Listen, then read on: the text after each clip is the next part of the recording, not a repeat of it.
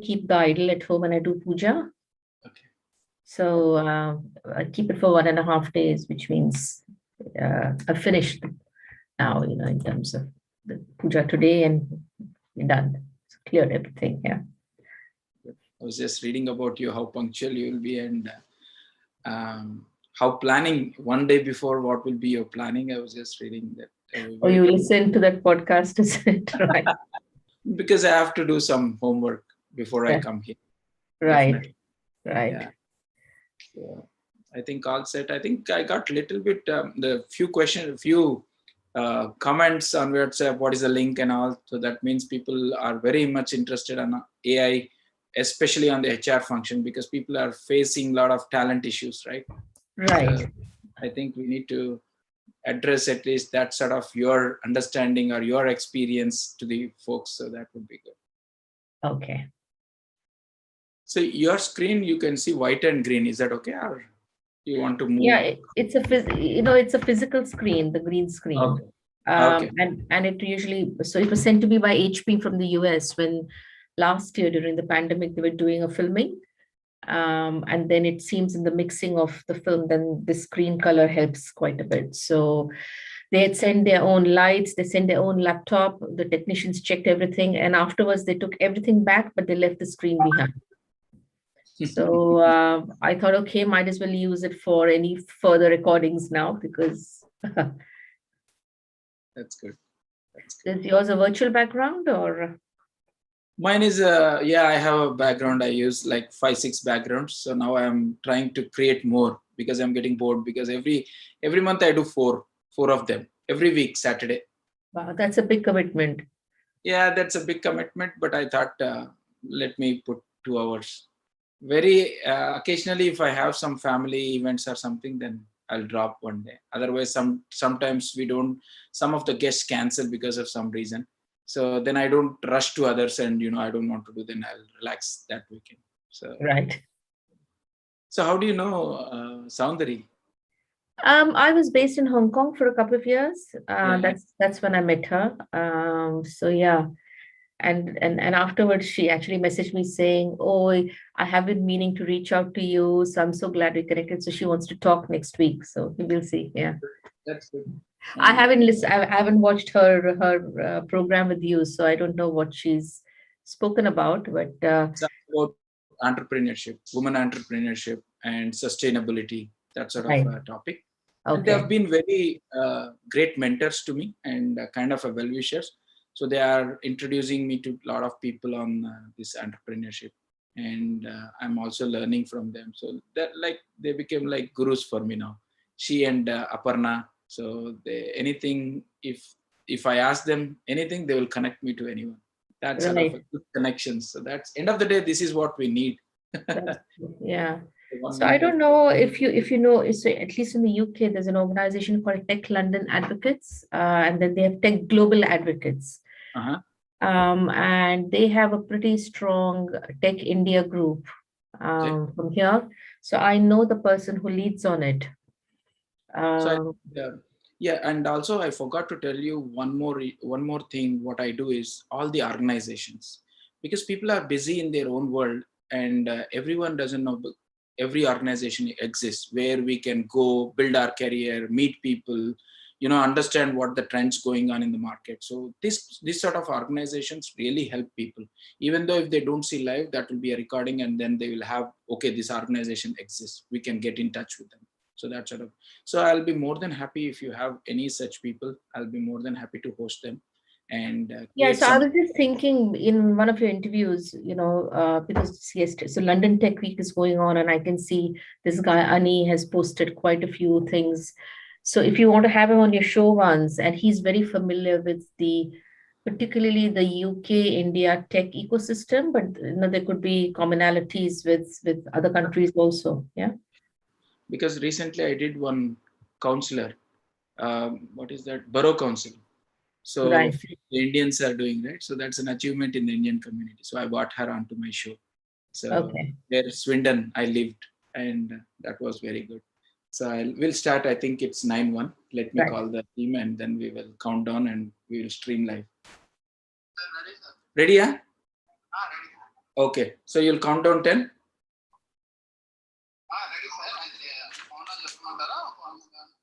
Yeah, I think you can start. You can start. I'll give a thumb and you can start, okay? Yeah. Yeah.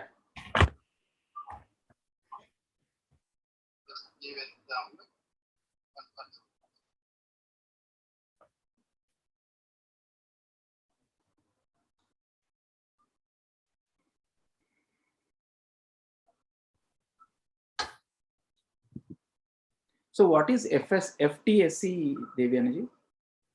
It's the equivalent of your the top big companies, the top 100 big companies. So that's called FTSE. Even I'm forgetting now what the full form is, but yeah. Okay, So that good. indicates, so it's called as FTSE. FTSE. Yeah. Okay. Like So by Fortune 500. size, they are the biggest, your FTSE 100, so the biggest FTSE 30, FTSE 50. So Like Fortune 100, 500, yes, I 1000. was just going to say, yeah, like Ready? Fortune. Okay. Yeah, I was just trying to see what is FTSE. Then good that you told me. Yeah. Okay.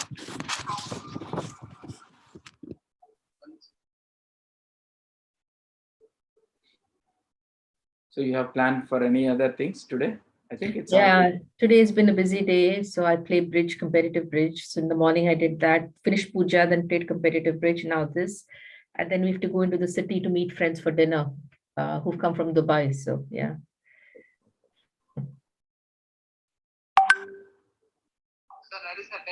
Yeah. 9, 8, 7, 6, 5, 4, 3, 2, 1, go. Welcome to Mana TV and TV5. You are watching Insight with Praveen Puram live from Atlanta. First of all, to all my viewers, I would like to say Happy Ganesh Chavati, especially in US, all my friends, and belated Ganesh Chavati to all my friends in UK and also in India. Today is the auspicious day, and I am sure that you all have enjoyed. And thank you to our esteemed guest, Devyani Vishampayan, who is from London today. Thank you so much, Devyani ji. Before we get into the show, we just wanted to tell the viewers what the topic is all about today. Today, we are going to talk about, can you use AI for the people management? This is the I think top-notch issue all the companies are facing today. So it will be very, very interesting today to know from you. So before we start, I would like to introduce Devyani. So Devyani, Devyani is the CEO of HR Tech Partnership, which is an AI-based innovation and investment venture around the digitalization. She's a non-executive director at the British Quality Foundation, the Law Society, and a board member with a critical eye, helping CEOs and senior executives to deal with the future of work. She is currently chair of London Tech London Advocates. Prior to this, she has been a group HR director for many of the esteemed organizations like BSI, Rolls-Royce, British Gas, AT&T, and Citibank, PwC. Devyani has been featured in 2020 as an Asian Women Leader list and the 2017 Financial Times Ethnic Minority Leader list, and in 2016 FTSE 100 Women to Watch. Devyani holds a degree in physics and electronics, an MBA, an advanced MBA. She's also trained for behavioral scientist. As a behavioral scientist, she is considered to be a thought leader in the future of work and is a regular speaker at global forums. Wow, what a wonderful profile, Devyani ji. Thank you so much for being the host for this particular episode. And first of all, happy Ganesh Chaturthi to you as well. So, this Insight with Praveen Puram has been a great platform for all the NRI friends to learn from the great leaders, inspirational, whatever the achievements the NRIs do. So, as a part of this, today we wanted to know more about the workforce, right? During this pandemic, the work culture has been completely changed, right? So people are confused. What will be the work in the future, workspace in the future? How are we going to work? So there are a lot of emotions, there are a lot of problems, there are a lot of issues, and people are mixed with the hybrid workspace. So today we will definitely discuss about more about this topic. So before that, Devyani, tell us more about this um, future tech company. So what you hold? Tell us more about what is future tech. HR Tech Partnership. Future tech. Sorry. So I guess as you've seen, my background is I've had a 30-year career doing senior HR roles. So what I understand very well is workforce management in large international complex organizations. And the venture that I set up 3 years ago, we do two things. One is we have an angel investment fund, which invests in AI-based HR tech startups. But the interesting thing is all my investors are senior HR directors. So the philosophy is very much to have domain experts as investors. And that's quite unique. The second thing we do is we run a human capital digital innovation hub. And that is helps corporates experiment and try an AI-based HR solution around people management. And we'll talk a little more about, I'm sure, over the next 30 minutes about how these solutions are useful, but also how people still have some apprehension and fear about using it. So the pilot program is definitely useful in supporting them around it. Awesome. Awesome. Great initiative. Especially I could see in the HR world. So you have been running a lot of initiatives for the startups, and you have been the investors. So from your experience, how has the pandemic changed the workspace? What do you see?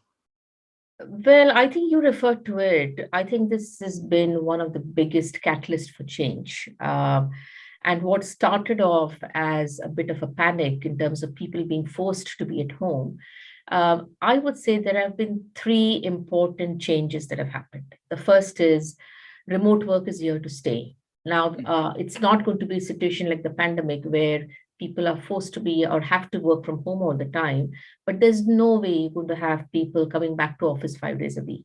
So a hybrid workplace, which was perhaps talked about a little, is now going to be the norm for almost every business or large organization across the world, and not just in any particular country. I think the second big change that the pandemic has caused is really a lot more familiarity with digital. Now, again, technology is not new. It's always been around, but it's always been treated as something that has to be used when you need to use it, whereas now it's a big part of our lives. So, I play bridge, and during the pandemic, the lessons quickly moved online. I have to tell you, the average age of my class is about 70 plus, because bridge is still considered, I think, a game for the older people. But what was really interesting to see is even these older folks, and some of them didn't even own a mobile phone, the way they took to online classes, playing online, looking at results online. So I think digital now is a big part of life, of our everyday lives, but particularly the workplace now. Digital will play a far bigger role than it has in the past.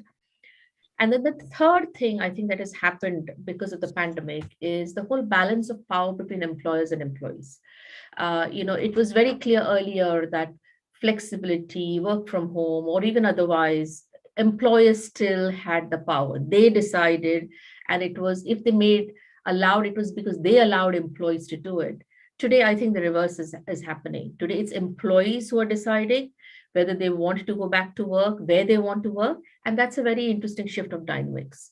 So I would say that there have been quite a few changes, but I see these as three big changes that are happening at the workplace. Absolutely, Devyani. Absolutely. You could see, irrespective of age, everyone has to adopt digital world to survive, to sustain. You have rightly said. No matter who are there, whether they are from different domains like doctors or HRs or technical. Typically, our mindset is who are very technical, they go into all these kinds of technical aspects. But now, pandemic has forced everyone to do. Secondly, you have rightly said the employees employees are deciding what will be the workspace, right? So many of during this transformation or translation, everyone has challenges. It may be technical challenges, it may be work challenge, it may be personal challenge. So based on these three, what would you think it will win in the next coming 1-2 years? What would be the hybrid model looks like? So I think, as I said, I don't see it as an either or situation. I think there still could be maybe 10% of organizations who are at the extreme end. And we've seen a lot of the big technology companies, a few of them have said, Twitter, for example, has said everybody can work from home all the time. Equally, I think Goldman Sachs is saying, no, everybody has to be come back to the office. But I think these are a bit of outliers. I think the majority of organizations are going to be practical and say that we need to provide both. And they're still figuring their way out. I don't think we are at a stage where most organizations know exactly how they're going to be now having, what a hybrid workplace is going to look like. But I think what is very evident is they are considering a mix.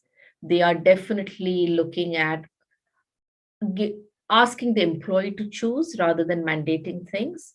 They are also having to look very clearly at policies and processes, because it's not just, it's a completely different ball game now, and to do it well, you have to consider. It's not just about office space, which again it was the immediate reaction to say, do we need this office space? And people are trying to look at cost savings around that.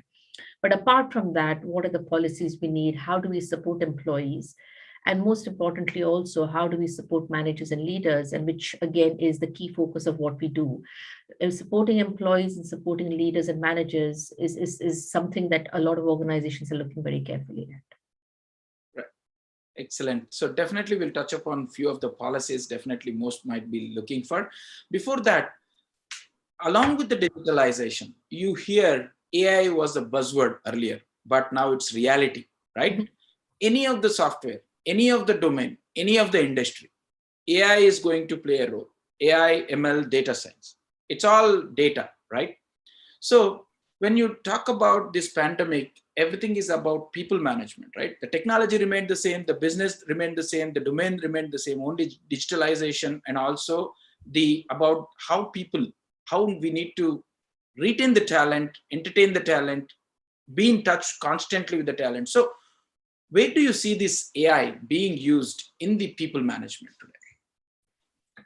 Yeah, so I think, Praveen, you made a very relevant point that AI, ML has been talked about for some time, but it's also slowly becoming a big part of everyday lives. Whether you are driving a car, whether you are watching Netflix, whether you listen to Alexa, I mean, all that is AI, ML. Right? Now, when it comes to HR and the workplace, again, technology is not new. We've got big systems, whether it's an Oracle, Workday, SAP, but even otherwise, I think for talent acquisition, recruitment, payroll, I mean, IT has been used extensively. The difference now is these AI and digital solutions are capable of really focusing on the softer aspects of people management. Okay, so let me give you an example. Let's say, particularly given a hybrid workplace now, you have teams that are working remotely. Earlier, the manager could sit with the team. So whether it was giving feedback, whether it was coaching, whether it was mentoring, whether it was figuring out where something was wrong, if the employee was looking disengaged, all that was done face to face. Performance management, today, it's not going to be possible. Yes, I'm not saying it's going to go away completely, but to rely on face to face is no longer, it's going to be very risky. And where these solutions are coming in is firstly is to help at the first level. So by connecting, by using solutions that can help, at least in the first instance, that is done via the solution. But it also then helps the managers understand, is there a risk happening? Do I need to intervene? So I guess the point is, again, they are there to augment and help the manager do what they would have traditionally done face to face.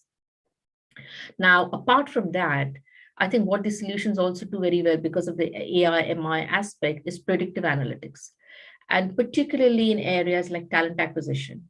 It's getting now far easier to source candidates. So right from screening CVs, removing bias, because again, you have solutions that can redact personal information, whether it is the candidate engagement process, so why a bot who keeps the candidate engaged. So the same talent acquisition process now is a very different experience for the candidate, but can also make sure that the candidate, then the right candidate, is sourced in a very speedy manner.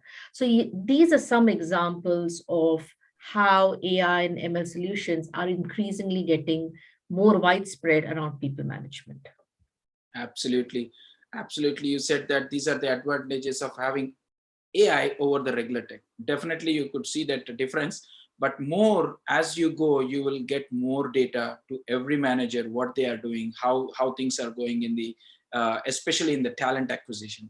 So when you say talent acquisition, right now there is a bubble, right? Especially on the getting the employees is very, very tough. Hiring a right talent is very, very tough. So before we move on to the other topics, I would say in your solutions, I saw that there are in HR solution itself in last year, there are 350 new startups have come up on the HR tech, right? So can you tell us what will be a good solution for all of us in the talent acquisition, which would be beneficial? That's a very difficult question. Now, I think firstly, as you said, there are lots of solutions coming onto the market, but equally, for any solution to be successful, you have to be very clear what is the problem you're trying to achieve. And so it is not so much about fancy tech. It is not so much about data, but it is also about understanding, what is the problem. So even within talent acquisition, as I said, where we are seeing hot areas in that sense, or a lot more interest, is how do you remove bias in recruitment? Because clearly that is a lot of there's a lot of concern that, are we fishing into the same pond? Are we do managers have their own biases when they're recruiting like for like? How do you create a more diverse workforce? And the first step is always talent acquisition and recruitment. So how do you reduce bias? How assessment is another big one, because again, it's difficult to find people, but also more often than not, people leave because they find it's not the right culture fit for them. The values don't match. So I think assessment is another process where we're seeing a lot of innovative solutions. Virtual onboarding is getting very, really important. I think a lot of candidates are joining, they don't step into the office. And if that process is not engaging enough, you're going to lose, ultimately they'll get snatched by someone else. Virtual onboarding is another hot area. But otherwise, I think organizations clearly are still under a lot of pressure to reduce costs, to improve speed. So any talent acquisition solution that can help you do that is always going to be a winner there.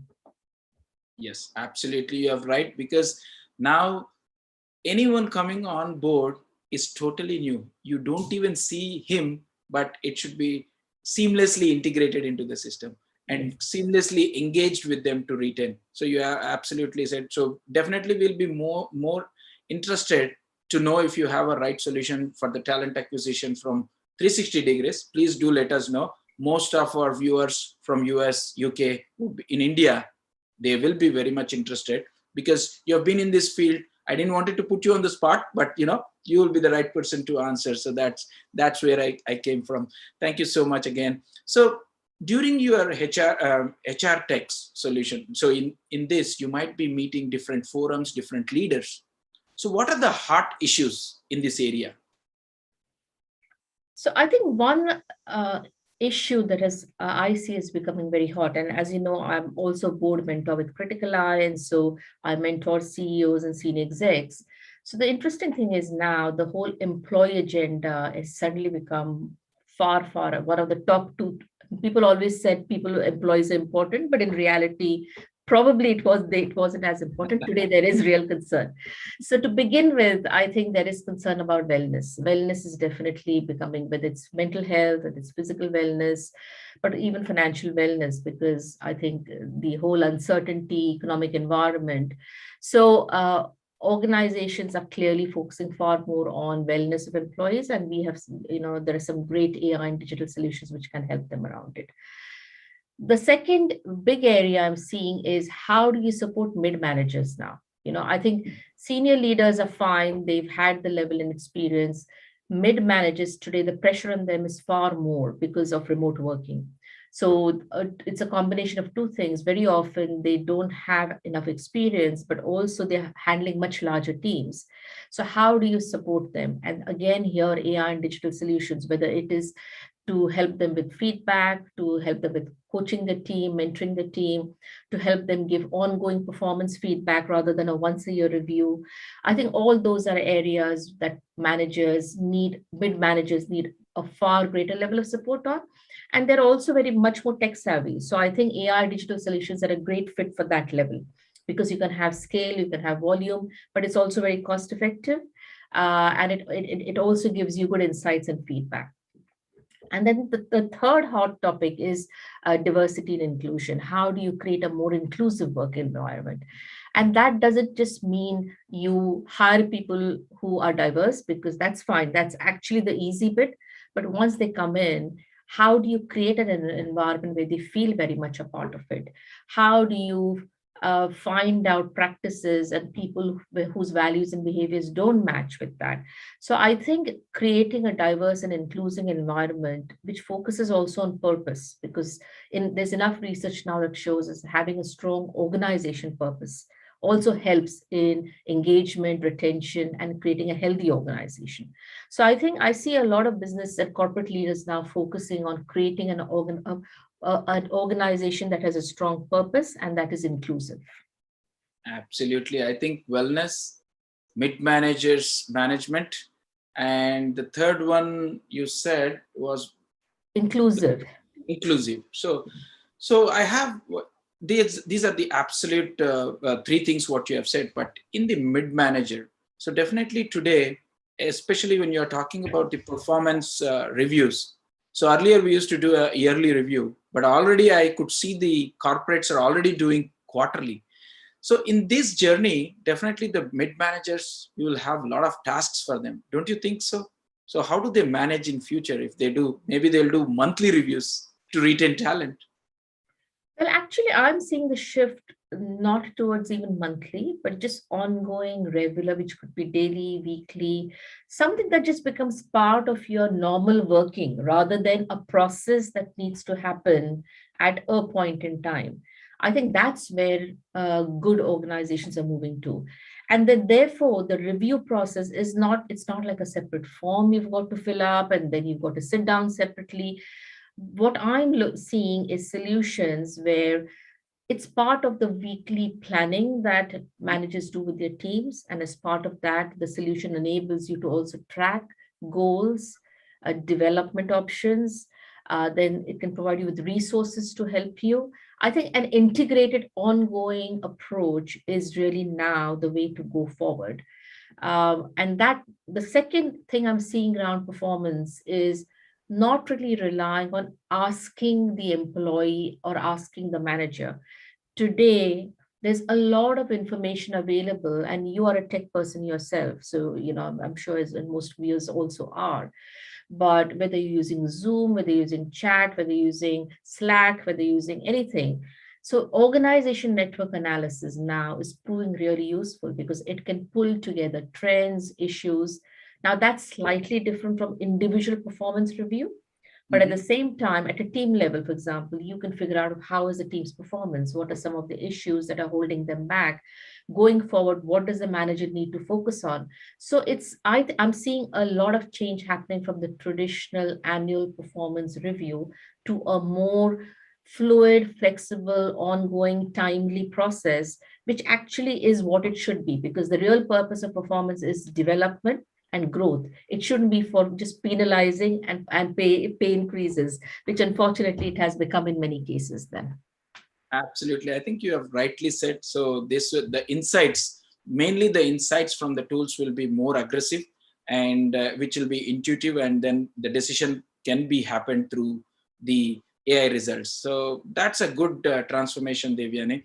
So when you talk about all these solutions in the HR space, right? Mhm. So the corporate leaders, definitely they will have a stress to, learn new things and, understand the the digitalization and use so many solutions or applications.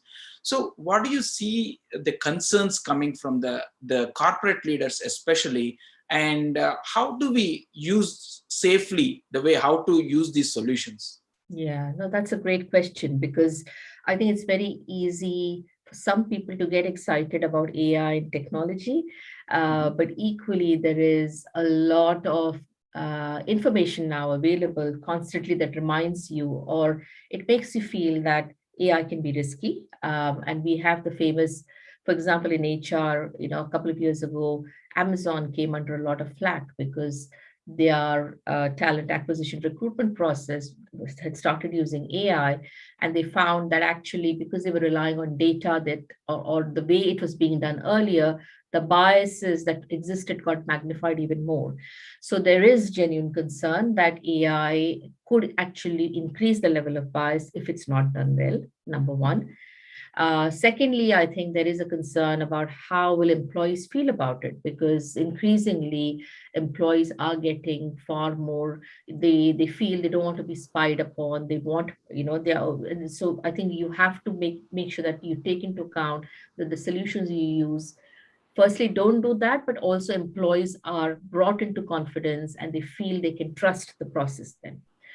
The third thing I think is really about the data privacy, and particularly in Europe, GDPR rules, etc., but in many, many countries. And so again, I think business leaders rightly, the third concern they have is about making sure that they do not infringe any data privacy issues. The fourth concern they have often, which is actually very misplaced, is cost. Because when you say technology, I think in the past, buying any system meant, firstly, I still remember when a few years ago when I was a group HR director, the procurement process itself used to take a couple of years, because it was like you spoke, and so time cost is something that they're not sure about, and everybody's stressed for time. Whereas, as you and I both know, AI digital solutions are the easiest because the ease of integration, it's really app based. So I think the traditional issues don't exist, but clearly costs is an issue. And then, of course, the time, do we have the time to invest when there are far more urgent things to do? So I think these are some of the typical concerns, but a lot of it is also because of lack of information. This is still a very new area. It's still evolving. And that's one of the reasons why we set up the hub, because the hub is a safe way for them to pilot something. So we help them firstly in what's the right solution. We help them do a 3-month pilot. We program manage the pilot for them. But the biggest advantage is they can try something before they make up their mind. They don't have to invest a lot of money up front and then find out that the solution is not really giving them what they want. So it's really, I think, it's start small. My advice would be to start small, try something out before you make big decisions then. Absolutely. Very well explained, Devyani. And today, I know you're a busy life of a CEO, right? So I wanted to make this, we are already 30 minutes out of the time, so we are almost ending in the end of the day. Before, I wanted to ask you, being a CEO, I also read so many things, good things about you. How do you plan, and how do you have your well-being in a day?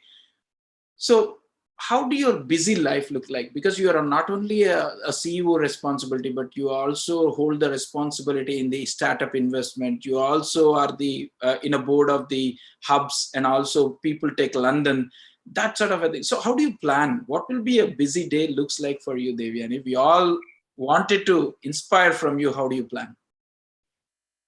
How do I do it? I don't know. I mean, it's, I've always had a busy, life, and earlier, particularly, my roles were always very international. So I was on a plane half the time around the world. I still had young kids to look after. So I think some of this you learn to just cope with, but probably I think a couple of things. It's always good. I mean, what I've found useful is always to make sure I have a good understanding of what my week looks like, what my next day looks like. And the more I'm aware of it, the more I can use time up front to think about it, the more prepared I'm for it. And then there's less time being stressed because you discover things at the last minute. So I do think planning does make a difference, but uh, for planning, you have to set aside time for planning. It doesn't just happen. I think the second thing for me is to always also try and prioritize. And for me, I'm more of a morning person. So I try and make sure that the things I have to think about, give more time to, I finish off in the morning. And then accordingly, when my productivity is a little less in the afternoon and the evening, I also I try and restructure to the extent possible. Um, and then the third thing, you spoke about wellness. I think wellness is a big part. All of us have a big responsibility to ourselves to make sure we spend some time on physical exercise, to spend some time on meditation or something that, kind of keeps you in touch, grounded. But also hobbies. I think, we have to. And so again, it all goes down to planning. So for me, Saturday morning is my bridge time. It's, whatever happens, I play 2 hours of bridge every Saturday. And everyone in the family knows that they can't be doing anything during that time, or they can't expect me to be there. It's Life is always a balance. It is never easy. It is never perfect. But I think you have, the key is balance. You can't just do one thing or the other. Yeah. Awesome.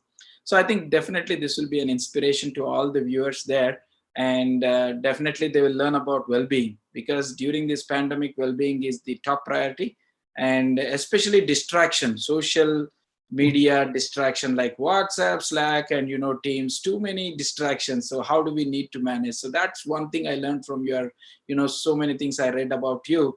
And before we close, what would be your final advice to the business leaders and the HR leaders?